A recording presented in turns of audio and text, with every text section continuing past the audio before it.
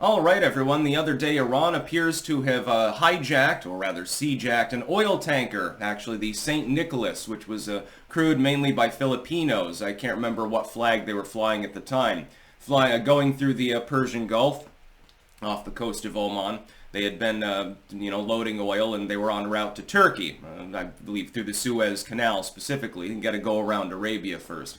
They're dangerous waters. Between Somali piracy, Houthi rebel attacks, and now Iran saying, you know what, fuck it. We're just going to start boarding ships at our leisure. I don't think that I would want to be on a crew that's serving in that area at the moment.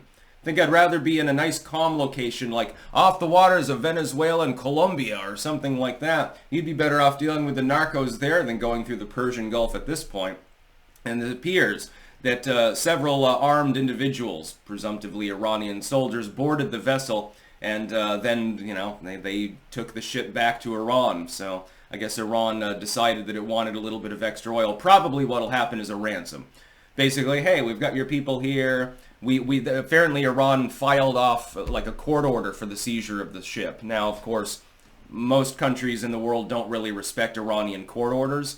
But effectively, might is right. I mean, if the U.S. naval vessel isn't within short distance of you and can come to your rescue, and the Iranians decide to board your ship, there's not a whole lot that anyone's going to do about it. I would think that the crew of these ships should start arming up more. Maybe they should have, some guns on deck, more than a couple of pea shooters. It might be important going forward. You could also put some armed staff on these ships. It'd be helpful, although it wouldn't be universally the case that you win in the firefight. I've seen footage of U.S. naval crews getting attacked by Somali pirates and then rattling off their machine guns at them and crazy shit like that. And there's one video where there were a bunch of pirates attempting to board a vessel, and there was a dude there with an assault rifle firing at them, like an actual assault rifle, by the way. I don't think it was a civvy variant, and popping them off. Some weird shit. Again, you've got like 3 different groups in the area that have a reason to attack any vessel that's not, Iranian flagged at the moment. So, yeah, a little bit dangerous. This is the St. Nicholas oil tanker. Originally, it was a Greek ship, I believe. And there was one Greek crew member apparently aboard when this happened. They should have fired back, but, they were probably taken unawares or something like that. I think that you would need to keep your wits about you. You definitely want more than one night watch on your vessel when you're going through that particular strait. And so they've been seajacked by the Iranians.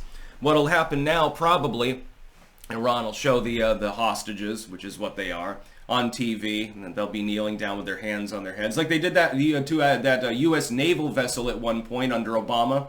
You remember that, and the U.S. got humiliated by it? I noticed that never happened during Trump's presidency, by the way. That's coincidences. That's happening under Big Joe, too. They'll have them on, their state TV, and they'll say, we want such and such a ransom. These are the charges against these. They were actually smugglers or pirates or something, and it may or may not be true, and it doesn't really matter, because, it's Iran that we're talking about. And then they'll get a ransom. They'll get paid off, and they'll release the tanker, and the crew will head on its merry way after spending a couple of months in prison in Iran, which must not be particularly pleasant.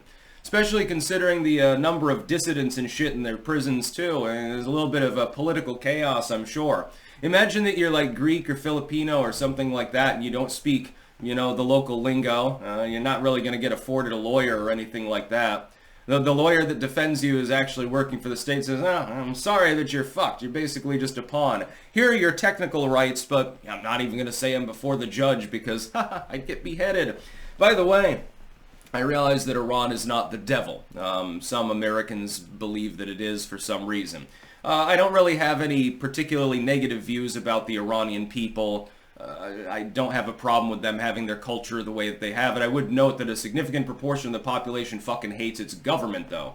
As far as the Iranian government, it is brutal, authoritarian, dictatorial, very top-down, hierarchical, and yeah, it's funny because leftists in the United States sometimes have a soft spot for Iran. And also for like Hamas and stuff like that. It's like, yeah, go fly the pride flag in Tehran and see how long before you are 6 feet underground. They'll toss you off such a high building that you'll embed yourself in the ground. They'll just pave over you, maybe. I don't think they're going to tolerate that. Women's Rights March in Kabul. Women's Rights March in Tehran. Women's Rights March in Bahrain or something like that. Even like a Western aligned Arabic nation. just not going to fly. So they've seized another tanker. I would like to point out this is not the first time that this has happened. They seize tankers on a fairly regular basis. Oftentimes it's, hey, basically it's a shakedown, pay us X amount of money and we release the tanker.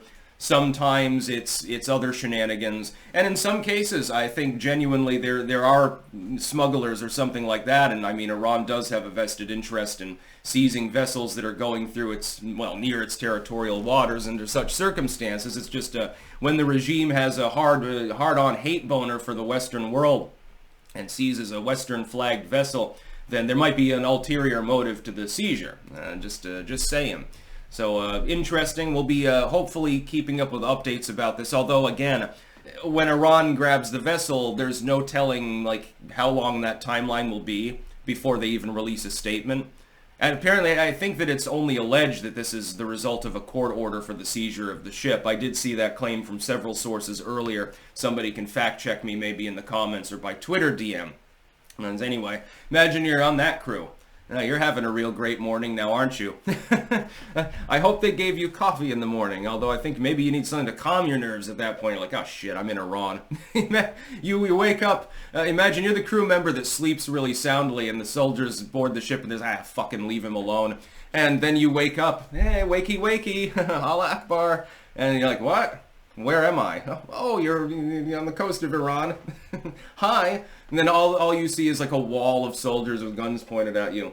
Yeah. Fun times. That would be a great one. Anyway, hopefully they return safely. Usually is the case. Iran doesn't tend to execute the hostages. They tend to hold them for ransom, and eventually the other country negotiates some sort of settlement, and then they release the people. That's the good thing. You're less likely to get executed by the Iranians than if you got captured by the FSA, ISIS, the Lebanese militia or something like that. You might get beaten a little bit, but, you'll probably, in the end, at least you'll survive. And you get to visit Iran, a very exclusive tourist destination. That's about all. Peace out.